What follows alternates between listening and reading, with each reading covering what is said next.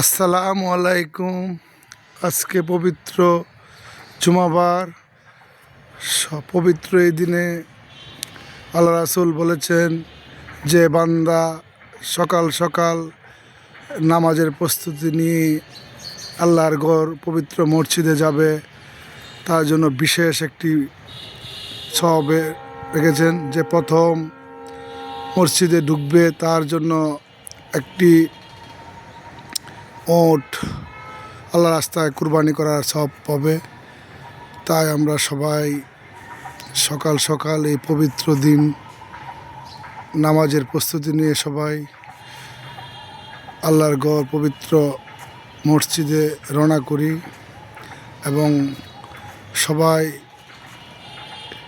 দোয়া করি যেন আমাদের জীবনের সমস্ত গুনাহগাতা মাফ করে দেয় এবং যারা কবরবাসী আছেন তাদের জন্য দোয়া করি আল্লাহ যেন কবরের সকল মুসলিম ভাইদের বোনদের সর্বোচ্চ জান্নাতের মুকাম নসিব করেন